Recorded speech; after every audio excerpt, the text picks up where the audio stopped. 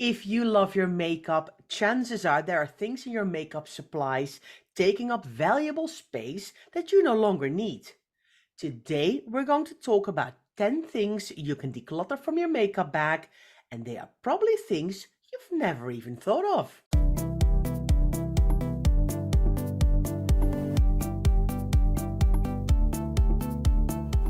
You're listening to the Declutter Hub podcast, bringing you tried and tested, no-nonsense tips and advice from the leading experts in decluttering and organising your home. Now here are your hosts, Ingrid Jansen and Leslie Spellman.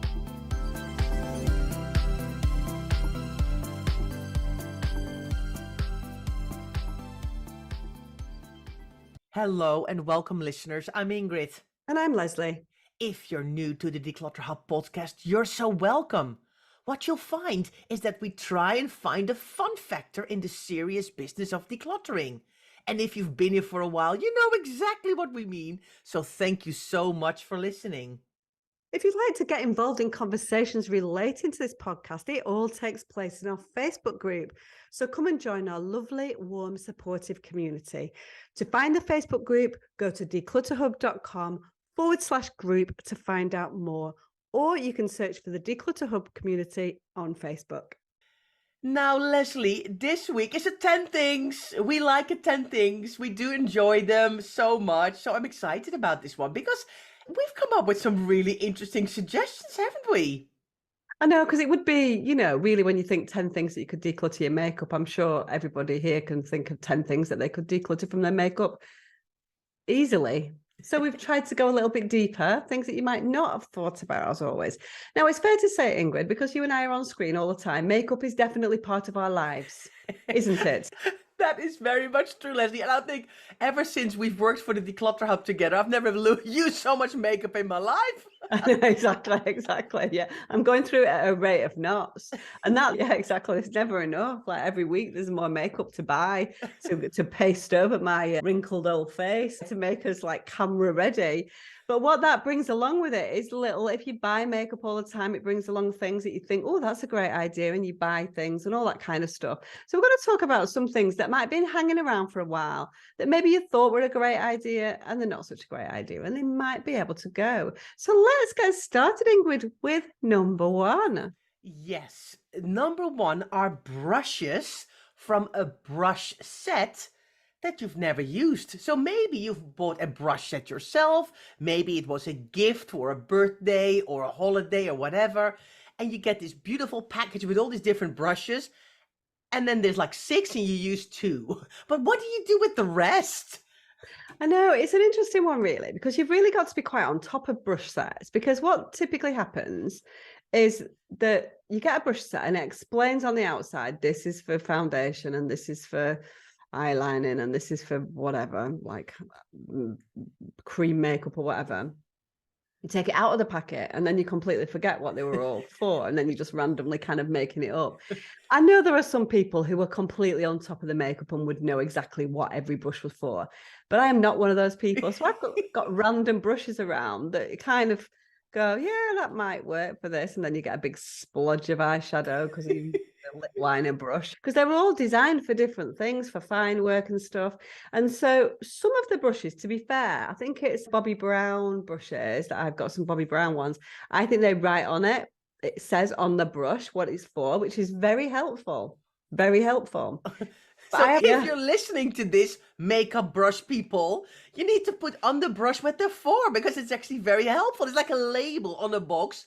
It's like a text on a brush. Thank you, Leslie. I know, but that would be hard though. I think you'd have to write it on with because they're very thin. How are we going to write that on? So that's why we need to tell the makeup people who design the brushes to do what you just said they need to do and put it on the brush itself. That's very helpful. It is very helpful. But I must admit, I have got a load of brushes that I've got no idea what they're for. So what I'm thinking is, if we're thinking about things that can go, maybe we need to bite the bullet and let them go.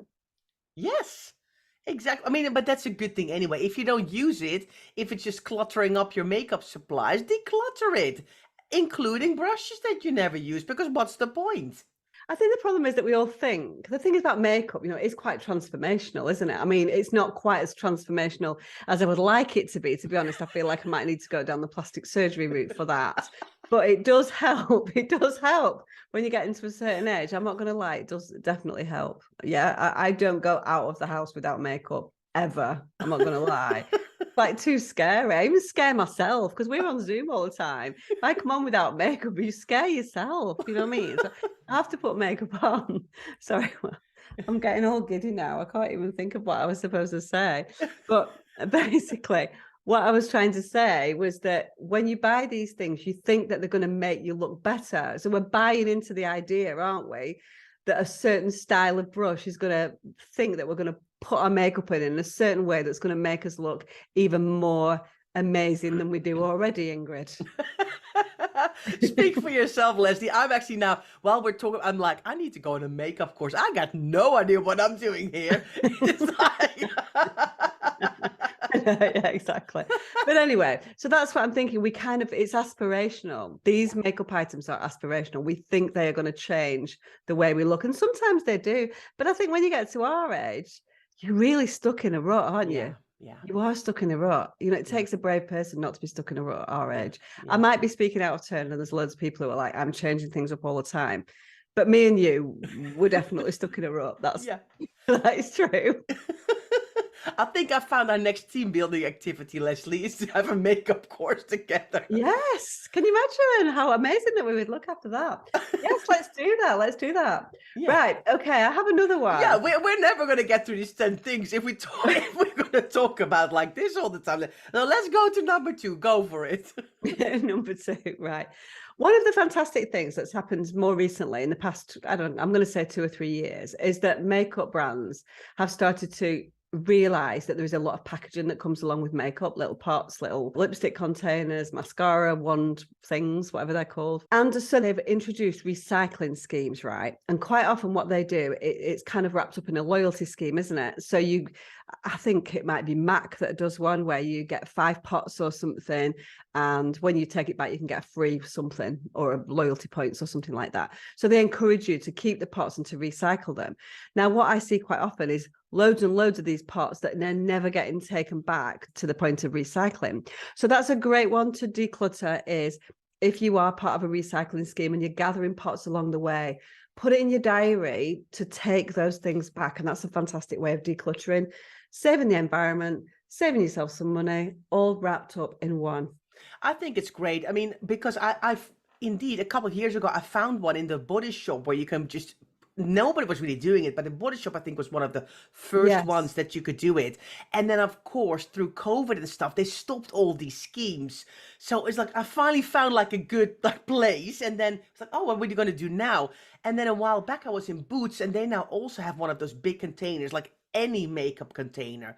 So I now got a little, next to my donation station, I've got a little gathering place for like empty batteries and light bulbs that no longer work, that you need to put in a specific place, and small electricals. And now I've also got a little pot for like makeup things, because I don't even, I know about the MAC scheme, and I should use it because I actually use MAC, but I just like, as long as it goes being recycled, I'm happy already. So yeah, great. Fantastic number 2, Leslie. So let's go to number 3 then. And that's a good one as well, because these are the palettes that you get with like different eyeshadows and blushes and base colors and highlighters. And again, this is a bit like the brush thing. You use some of them, but not others, because you might not like the color, or you might not like the thing what it's for. You've got some other product that you use instead. So you have these palettes with some of them, the little things that are completely empty, scraped down to the last little thing, and the others are full, and we kind of hang on to them, don't we? Yeah, because again, we think we were miraculously going to wake up one day and decide that we're going to use a dark purple eyeshadow when we've never used any dark purple for the last 20 years. And so it's things like that. And I think the key to that, perhaps, and something that I've been doing more recently, is not buying palettes at all, because I do stick to 2 or 3 colors, if I'm really honest. The problem is there's like a cost efficiency, I guess, with a palette, isn't there? And so there might be 6 or 9, or some like Morphe palettes and stuff have got like 20 colors in them. And so, but somehow it's much more cost effective to buy the whole palette. But then we keep hold of a palette where we haven't used 17 out of 20 colors because we think that we might at some point. And what happens is that these things then go out of date and stuff. So it's all about biting the bullet, really, and being realistic and going, do you know what? I'm not going to use that dark purple. What happens a lot as well, Leslie, is that you get a palette as a free gift. Who gets a that- palette as a free gift? I did a while The back. whole palette? Yeah, and it's so nice because the lady from the shop said it was in Boots, and she said, "Oh, we got a free palette with not like 25 things, but like a really nice blusher and 4 eyeshadows." And I'm like, "No," and she's like, "It's really nice." And I'm like, "But there are always colors normally that nobody wants." And she said, "Have a look," and I went, "Oh my gosh, I'll have that freebie." And normally I always stay away from the freebies. You know me. I'm like, no. But this one, I'm like so happy with it. I'm actually using it. Nice. I Oh, that know. one we need to all pop along to Boots and get the free palette, but that'll be gone. Which takes us nicely onto our next thing. You were talking about free gifts, right? And this is a big problem, really, isn't it, when it comes to makeup? Because we go out with all good intention to buy what we want to buy, and we are swayed by the pricing on palettes. We are swayed by this lady that Ingrid saw in Boots saying, why don't you get, and if you get one more item, then you can get this fantastic free gift. And so we go out and we buy things that we didn't intend to buy, but we do it because it makes financial sense in a way, doesn't it? We're like, well, we would be foolish not to, because I buy one more thing and then I get 5 more things. And so, but one of the things that you always get, so there's loads of things in those free gifts, and we can talk about that later. But one of the things that you get all the time is you always pretty much get a new makeup bag, branded makeup bag. They're not stupid, are they? They're giving you a branded bag. So that brand is always front of mind. But what happens then is you've got tons of makeup bags, right, that are free. Loads. We find them everywhere. Not, in bathrooms, in bedrooms, with toiletries, with makeup, random drawers in the spare bedroom. You're like, oh, what's it? Oh, those are my makeup bags. I'm like, how many does a person need? Because they really, it's like, they come from everywhere. Yeah, definitely. So I think it's time to look at those makeup bags, because you typically do have, if you go away and use a makeup bag, you do have one normally that you know is going to always do the job. And typically it's not a free one. It's quite often one that you've bought on purpose. And that's the one that you use repeatedly. I've got toiletries bags and makeup bags that I always take on holiday with me. I've got 2, just because they're the right size and they fit everything in. Yeah. And so I would never go to the free Estee Lauder one or the free whatever one, because I would always go back to my trusty favorites. And so what we're saying is declutter those makeup bags. Even though they're branded, they can definitely go to a charity shop because somebody will use them, so don't worry about that. Or you can also find other purposes for them, maybe in your stationery drawers. Sometimes bags are quite useful and things like that. They're quite useful for little bits of electricals, to keep wires together. There's only a certain number of things that you can use makeup bags for, really, because they're a bit awkward, aren't they? But there are some that do work well, and those are a couple of examples. Yeah, great. No, great idea. Let's go on to number 5 then, Leslie. These we call them gizmos and gadgets. Gizmos and gadgets. So where do we want to go with this one, Leslie? Yeah, again, it's along the same lines as that. You want to buy something that's going to suddenly turn you into a supermodel, I think. So we see something highlighted like, eyelash curlers is probably not a great example, but maybe you decided, I'm going to start wearing false eyelashes or something. And then there's like an implement to put them on with, like a thing that you stick. I've never really got on with false eyelashes, to be fair. I just don't think I could ever do it. I have had them put on once and they're great, but I've never put them on myself, because I just think, I'd see too many people walking around Manchester at 2:00 in the morning with half an eyelash off, and I think that would be me, do you know what I mean? But anyway, so yeah, I think, gizmos and gadgets that you bought, again, that you think are going to change the way you do your makeup. You try them once or twice, you don't get along with them, and then they hang around. Yeah. Well, I love it, Leslie. I'm trying to think of a gizmo or gadget, but I'm like you. That would be far too fiddly for me. I don't think I've got anything like that in my house, because I just thought, oh, I just can't, oh, with my eyes, I'm just a bit careful like that. I don't know. Anyway, let's go for a break and let's give you some more things to declutter because we're only halfway through, so 5 more to go. See you after the break.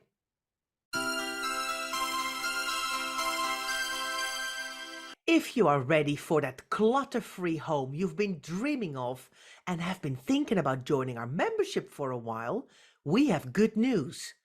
Until the end of February, we have opened up a 14-day access all areas trial of our membership. You can do one of our 30 courses, attend a success session, attend one of our Q&As, or get started on our roadmap. It's a great way to try before you buy and to see exactly what the membership can offer you. 14 days access for just $1, and it's all yours until the end of February.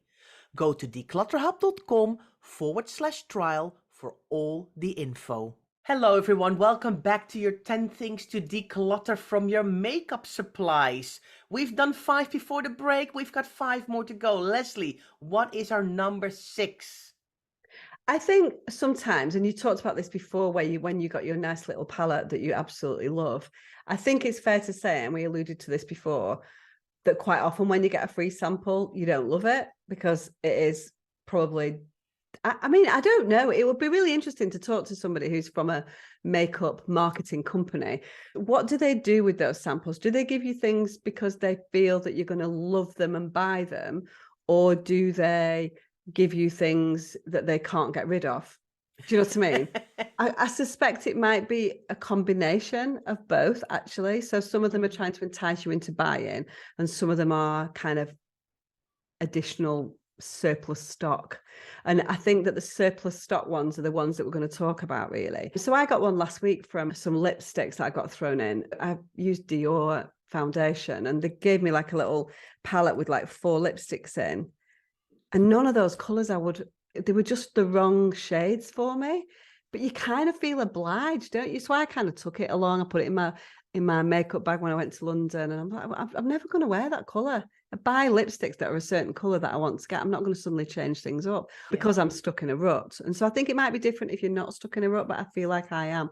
So I think if you make a decision that you're never going to wear that color, it's time to let it go straight away. Yeah, I know exactly what you mean. I once got a blue mascara as a freebie. I mean, what's that all about? We did that back in the 80s, didn't we? Blue mascara. I know, and I think, I don't know whether Leah would wear a blue mascara, but I think we're just a bit old for blue mascara, maybe. Is that it? Yeah, Is that I what think you're saying? so too. I think so. Not that we're being ageist here. If you want to wear blue mascara, you go for it. I'm a black all the way gal. Yeah, I do indeed dark brown or black. Blue mascara I think is beyond me now. I think we're way past that station. Okay. Right, let's go on to number 7.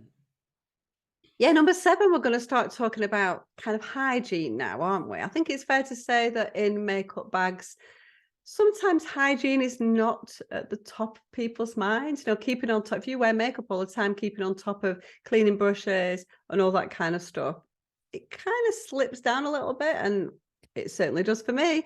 And so I know that sometimes we see, because I think when we come into people's houses and do makeup, which we do all the time when we're decluttering, I think sometimes we see things that you're like, ugh, that's quite grim. But when it's your own and on your own face, you kind of make your own decisions. So we can see it with a little fresh pair of eyes and go, I think it's time for that sponge applicator.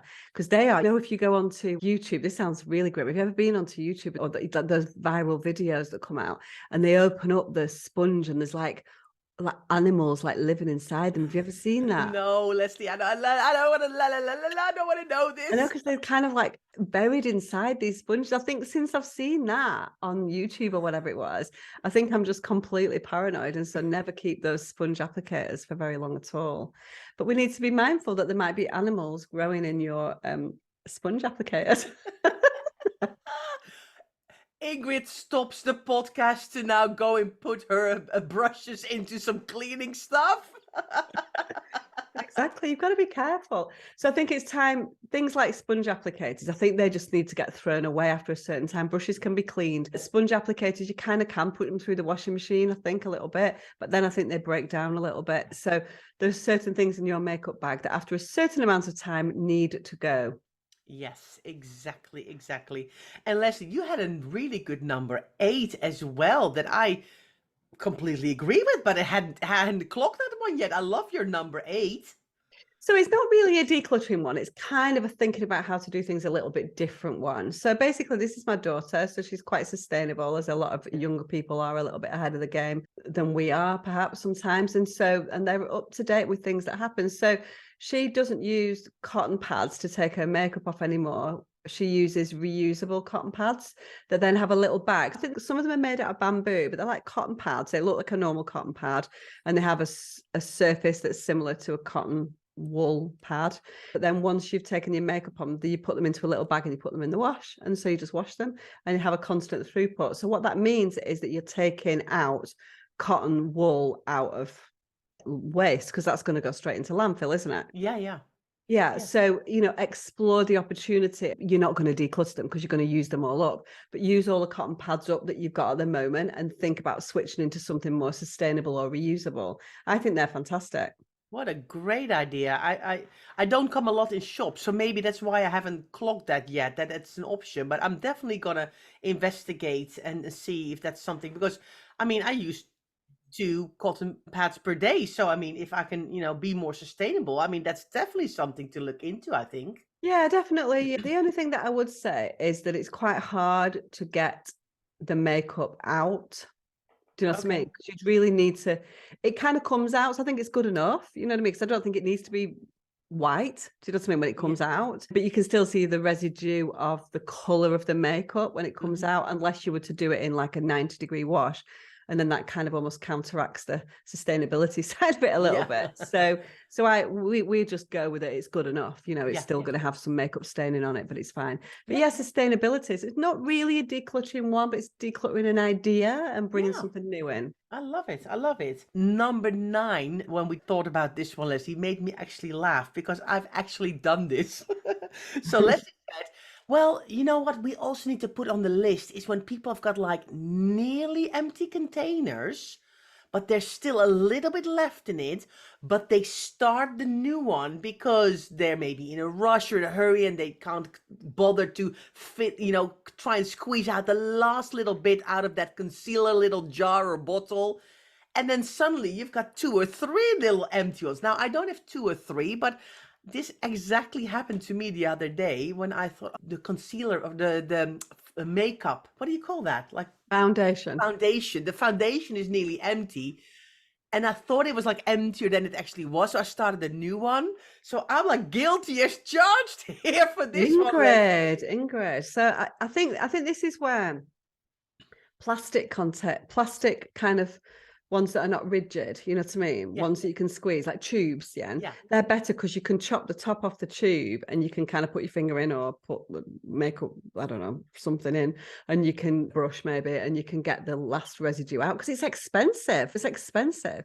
But if you've got a glass container, it's much more difficult to do that. And so you do leave a lot of residue. So, but yeah, we have this thing where we've got, I'm going to go back to that at some point. And particularly if we go away, like I did it as well last week because I was going from here, I was going down to London for a week, and I knew that there wasn't enough in my foundation in that pot to last me. I knew there was a little bit, maybe a couple of applications, but not enough for a week. And so I left it, and now I've got 2. But yeah, but mine is a glass pot, which is good because it's glass and it can be recycled, but it's not good because I can't get the last bit out. It's tricky, isn't it? It's tricky. And I think mainly, Leslie, because it is expensive. Yeah, really expensive. That's why we're so much here in the Declutter Hub about finish what you have, use up what you have, don't get tempted to buy new, especially with makeup. I mean, there's other things in the house as well, but especially makeup. It's really like, before you know it, £12, £20, £8, it really adds up. So you want to really finish it all off and not throw anything away if you can, because yeah. It's definitely worth it when you look the way that we do at the end of it, Ingrid. That's the Zoom filter, Leslie. I'm just gonna be honest with it. That's the Zoom filter. We're so happy with the I was filter. actually joking. It would taste me at face value every time. Anyway, yeah. Right. We've got one more for you in this. Would you ever do a podcast without makeup on? No. Yeah, exactly. Yeah, that much is clear. I don't even leave the house. Never mind do a podcast, broadcast to the world. That would not be a good thing.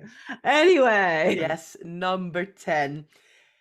Fancy dress face paints that have been hanging around in your home for years because you might only use it once per year for Halloween or for a special occasion, or maybe St. Patrick's Day or something, or maybe when there's the World Cup going on or the whatever it is. If you don't use face paints all the time, ooh, you kind of want to have a look at that, I think. Yeah, because they've probably only got 6 months or 12 months life on them, haven't they? And if you're only using them on an occasional basis, then it's time to probably let them go. And sadly, you probably need to get new face paints every season if we're going to go down the hygiene route. Now, some people will have a different idea about hygiene and about how long you can keep these things. And it's all about the sensitivity of your skin, I think, So some people will keep face paints for 10 years and be perfectly fine with them. Other people are less fine with them. But we just want to alert you to the fact that quite often we see face paints hanging around people's houses, often in like fancy dress boxes and things like that, aren't they, rather than in standard makeup. But sometimes they are in standard makeup as well. It depends how often you are doing fancy dress makeup.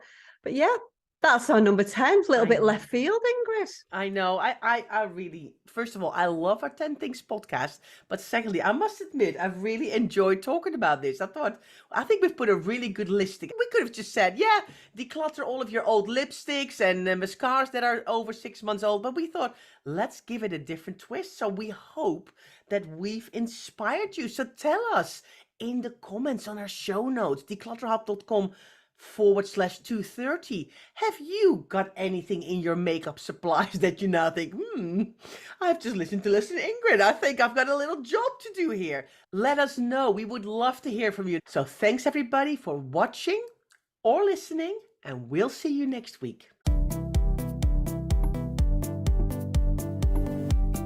Thanks so much for listening to the Declutter Hub podcast. Don't forget to subscribe to us in your podcast player so you don't miss an episode, and we'll see you next week.